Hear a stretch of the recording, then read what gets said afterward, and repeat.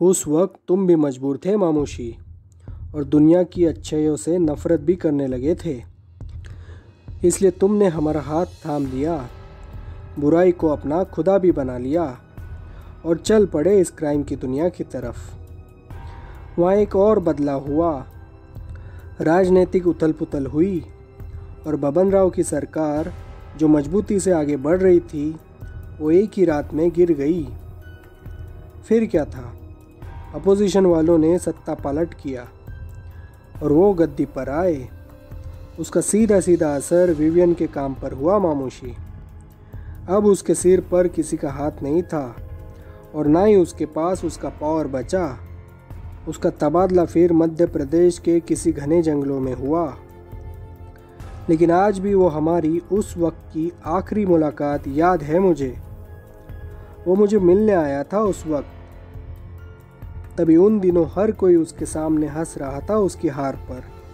Crime world में एक नई जान फूंक दी गई थी इस तबादले की खबर से। हर कोई खुश था और उस वक्त एक रात विवियन लोबो पता नहीं क्यों मुझे मेरे सेल में मिलने आया। मेरे साथ मेरे सामने बहुत देर तक बैठा। मैं खामोश था और सिर्फ उसकी आंखों में देख रहा था। वो भी मेरी आंखों में कुछ बात ढूंढ रहा था। तभी उसने मुझसे एक सवाल किया कि तुम खुश क्यों नहीं हुए मेरे तबादले की बात सुनकर। तब मैंने हल्का सा मुस्कुराया और उसे कहा, ये भी क्या बात है साहब जी, एक आप ही तो थे जो इस शहर की गंदगी को साफ कर रहे थे। कोई तो था जिसे देखकर हम जैसे जल्लाद भी फ़क्र महसूस कर रहे थे कि इस शहर में पुलिस का काम कोई तो इतनी ईमानदारी से कर रहा है। फिर ये खुशी किस बात की आपके यहाँ से जाने की, जितना आपको इतने महीनों से जाना पहचाना है साहब। तो ये तो उन ऊपर बैठने वाले लोगों की नाफरमानी है जो वो आप जैसे हीरे को पहचान नहीं पाए और बस एक कांच का टुकड़ा कहकर उठा के बाहर फेंक दिया आपको। वैसे तो आप मेरे दुश्मन हो मेरे धंधे में, लेकिन ईमानदार दुश्मन तो खुदा से भी प्यारा होता है साहब, क्योंकि वो वार करेगा भी तो भी सामने से, और एक बहादुर की तरह जैसे आप करते हो। ये जनता आपको बहुत मिस करेगी साहब, और हम लोग भी। बस इतना कहकर मैं चुप हो गया। विवियन लोबो मेरी आंखों में देखता ही रह गया। शायद उन आंखों में कुछ सच्चाई ढूंढना चाहता हो विवियन, और बिना कुछ कहे वो वहाँ से निकल गया। वो हमारी आखिरी मुलाकात थी उस वक्त की मामूशी। फिर एक बार और उसका 15 साल पहले यहाँ एसीपी के रूप में तबादला हुआ और फिर से उसे कुर्सी पर बैठे किसी मंत्री का हाथ सर पर मिला। उस वक्त तो एनकाउंटर्स अपने जोर शोर पर थे। मेरे बाकी राइवल गैंग्स और दुश्मनों को उसने पकड़ पकड़ कर एनकाउंटर किया, लेकिन उसने मुझे हाथ नहीं लगाया। वो मुझे या मेरे आदमियों को पकड़ पकड़ कर जेल में डालता था महीनों महीनों के लिए। मालिश मरम्मत भी करता था, लेकिन कभी हाथ में गन होकर भी उसने कभी मेरा या मेरे आदमी का एनकाउंटर नहीं किया।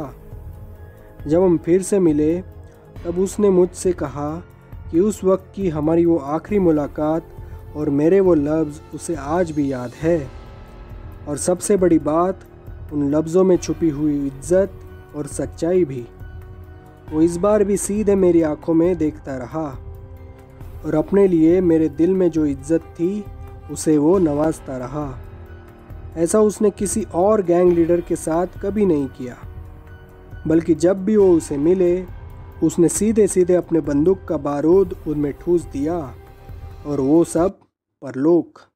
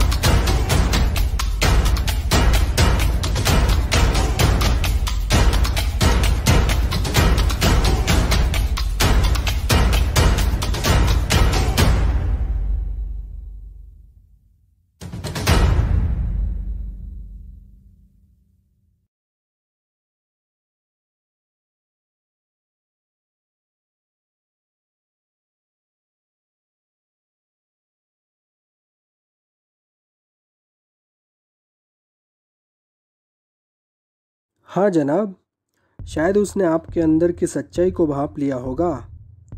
ऐसे लोग आदमी का कैरेक्टर देख लेते हैं। उस वक्त जब उसके तबादले पर पूरा जेल उस पर हंस रहा था, उस वक्त उसे जो हौसला और इज्जत की तलाश थी, वो शायद उसे आपकी आंखों में और आपके लहजे में दिखा होगा। और यही बात हर कोई कैरेक्टर के मामलों में जानना चाहता है। कोई तो था जो उनके अच्छे कामों को दिल से वहाँ मान रहा था, इसलिए शायद एक अलग सा रिश्ता बन गया होगा उनका और आपका जनाब।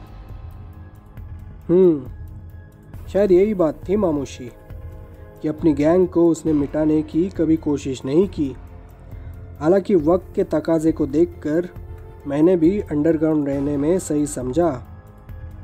क्या पता, विवियन हर बार तो खुद को रोक नहीं सकता।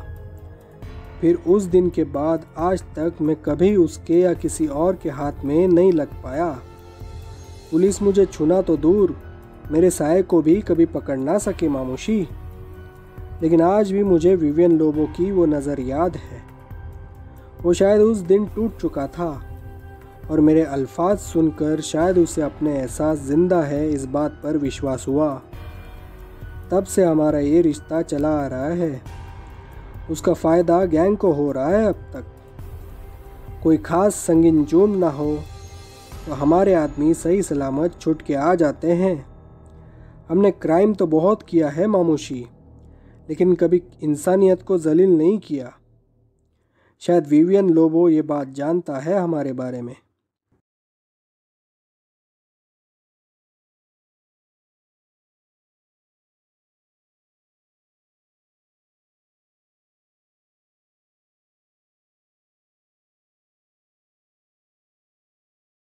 अरे गोपाल दास, तुम यहाँ? और बताओ, सब ठीक? यहाँ कैसे आना हुआ? बस सब कुछ ठीक। और अगर तुम साथ दोगे तो मैं और भी ठीक रहूँगा, और मेरे साथ साथ हम सब भी। बस एक काम की बात करनी थी तुमसे, इसलिए चला आया यहाँ। आज का मेरा मंत्रालय का काम ख़त्म हुआ तो सोचा तुमसे मिल लूँ। अच्छा किया जो चले आए गोपाल। बताओ क्या काम था मुझसे? बस कुछ नहीं अनंत, हमारी पिछली बार की बातें तो तुम्हें याद है ना? मेरे आगे का एक बिज़नेस प्रपोज़ल रेडी है, बिज़नेस आइडिया और बिज़नेस प्लान के साथ। फाइल तो फ़िलहाल बन रही है मेरी, सभी कागजातों पर काम चल रहा है फ़िलहाल। लेकिन मेरे 2 आदमी इस बिज़नेस प्रपोज़ल पे काम कर रहे हैं और उनका प्रेजेंटेशन रेडी है इस मामले में। तो मैं सोच रहा था कि तुम वो एक बार देख लेते अपनी टीम के साथ, तो एक बहुत बड़ा काम हो सकता था आगे जाकर। हाँ गोपाल, मुझे सब याद है जो हमने पिछली बार डिस्कस किया था। ये भी याद है कि तुम मुझसे क्या चाहते हो। अगर तुम्हारे नेक्स्ट प्रपोज़ल बन के तैयार हो तो हम वो प्रेजेंटेशन देख लेते हैं। फाइल तुम बनाते रहना कागजात पूरे होने तक, तब तक बिजनेस प्रपोज़ल सुन लेते हैं तुम्हारा। मैं शर्मा जी को कह के 1-2 घंटे का वक्त निकाल के तुम्हें एग्जैक्ट शेड्यूल बताता हूँ। तुम अपने लोगों को भेज देना वहाँ। नहीं अनंत, मैं सिर्फ मेरे लोगों को नहीं भेजूँगा इस बार, मैं भी इस मीटिंग का हिस्सा बनना चाहता हूँ। क्या क्या दलीलें दी जाएंगी इसमें, ये सब मैं खुद सुनना चाहता हूँ। जैसा कि तुम जानते ही हो, ये बिज़नेस प्रपोज़ल मेरे लिए बहुत इम्पोर्टेंट है और इसलिए इस प्रपोज़ल से जुड़ी हुई हर चीज़ों में मैं शामिल होकर उसे आगे बढ़ाना चाहता हूँ। इस बार तुम्हारे एक्सपर्ट को मैं कोई चांस देना नहीं चाहता। गोपाल, तुम भी ना। चलो ठीक है, मैं तुम्हें खुद ही शर्मा जी से बात करके एक तय वक्त बता देता हूँ। तब तुम अपने लोगों के साथ यहाँ आ जाना। मेरी भी टीम वहाँ होगी और हम सब कुछ डिस्कस करके आगे क्या क्या करना है ये सब फाइनल कर लेंगे। वैसे तुम्हें वेन्यू यहाँ चाहिए कि मेरे घर पर? जहाँ तुम्हें ठीक लगे अनंत, लेकिन ये प्रपोज़ल की बात और किसी को समझना नहीं चाहिए। इसलिए मैं चाहता हूँ अनंत कि हम तुम्हारे घर पर बैठकर आसानी से इस पर डिस्कशन करें, ताकि बीच में कोई रुकावट ना हो। यहाँ तुम्हारे ऑफिस में सैकड़ों लोग आते रहते हैं काम के सिलसिले में। मुझे फिर मेरे वक्त में कोई डिस्टर्बेंस नहीं चाहिए। इसलिए अगर तुम्हारे घर बैठकर ये सब डिस्कस कर लिया जाए तो आसानी होगी सबके लिए, समझे। वहाँ कोई काम के सिलसिले में आ भी गया तो भी वो बाहर ठहर सकता है। हाँ हाँ गोपाल, जैसा तुम चाहो। मैं इसी हफ्ते शर्मा जी को अपने मीटिंग को शेड्यूल करवाने को कहता हूँ और फिर तुम्हें वो सब बता देता हूँ, so that you can come with your people with all preparation. But yes Gopal, one thing I would like to tell you, come with lot of study of your proposal, that too with lot of inner depth of information, okay? My people are very much alert when it comes to scrutiny of proposals, so it shall not happen that if they ask something to you and your people, then you would not face the dead-end situation through it. Okay Gopal? Keep this in mind please. If you people come there with good preparation, then we can think of passing the proposal there itself by thinking all your official papers are in place. फिर मुझे नहीं लगता कि बाद में जाकर कोई दिक्कत होगी।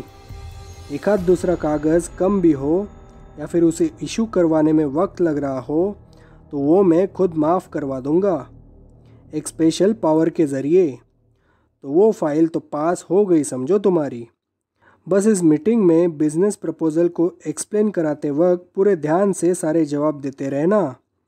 हमारे एक्सपर्ट वहाँ सेटिस्फाइड हो गए तो मुझे भी फाइल पास करवाने में बहुत आसानी होगी और कोई भविष्य में उंगली भी नहीं उठाएगा हम दोनों पर। सब समझ रहा हूँ मैं अनंत। मैं मेरे लोगों के साथ पूरी तैयारी के साथ उस दिन आऊँगा तुम्हारे घर। लेकिन याद रहे अनंत, ज़ुबान दी है तुमने मुझे, मुँह कर मत जाना। अगर तुम्हारे एक्सपर्ट ने हद से ज़्यादा परेशान करने की कोशिश की हमें, तो बात को तुम्हें संभालना होगा अनंत। आखिर पावर तुम्हारे हाथों में ही तो है। इसलिए मैं इसमें और कुछ सुनना या देखना नहीं चाहता, समझे। पिछली बार बहुत दौड़ाया था तुमने मुझे, फिर बाद में सख्त होने पर तुम मेरा काम करने पर राज़ी हुए और तब जाकर कहीं बात बनी मेरी, वरना मुझे तो लटका ही दिया था तुमने। ओ डोंट वरी गोपाल, इस बार तुम खुद होगे और मैं भी। हम ज़रूर उस प्रपोज़ल को आगे बढ़ाएंगे और तुम्हारा काम हो जाएगा गोपाल, डोंट वरी।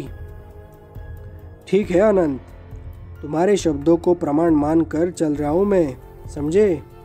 मुझे बिगड़ जाने पर मजबूर ना करना प्लीज़।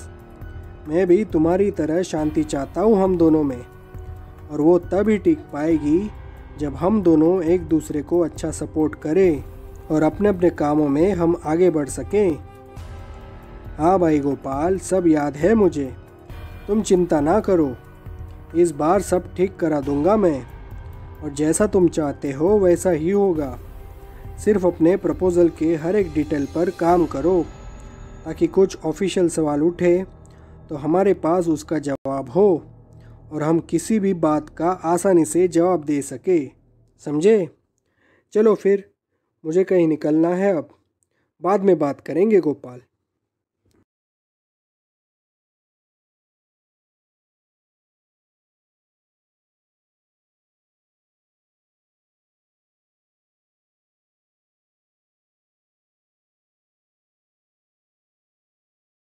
जनार्दन, मैं बोल रहा हूँ।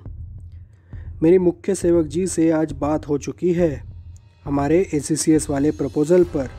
उन्होंने कहा है कि वो इस हफ्ते मीटिंग शेड्यूल शेयर करेंगे, तो तब तक हमें हमारा प्रेजेंटेशन तैयार करना होगा, सब बातों के डिटेल के साथ। जी सर जी, प्रेजेंटेशन पे काम चल रहा है मेरा और जयवंत का। जयवंत ने सब रिक्वायर्ड चेंजेस उसमें करा दिए हैं और मैंने उसे एग्जैक्ट फिगर्स प्रोवाइड भी किए हैं फिजिबिलिटी के, ताकि एक प्रॉफिटेबल प्रपोज़ल बने हम सब के लिए। बस शायद कल तक हमारा काम रेडी हो सर जी, तो हम आ जाएंगे आपके घर बात करने। नहीं नहीं जनार्दन, घर आने की ज़रूरत नहीं है इस बार। वक्त कम है मेरे पास, मुझे भी मेरे बाकी के काम निपटाने हैं, तो मैं वहाँ बिज़ी रहूँगा। तुम दोनों एक काम करो, पिछली बार की तरह मुझे वो प्रेजेंटेशन फाइनल होने के बाद फ़ोन पर भेज देना। मैं वो देख लूँगा ठीक से, और कुछ डाउट लगे कुछ ज़्यादा तो फिर हम मिल लेंगे अगर कुछ ज़रूरत पड़ी तो, वरना नहीं। ठीक है? वक्त कम है इस बार और बहुत कुछ हमें आगे बढ़ाना है जनार्दन। तुम जयवन के टच में रहना, समझे?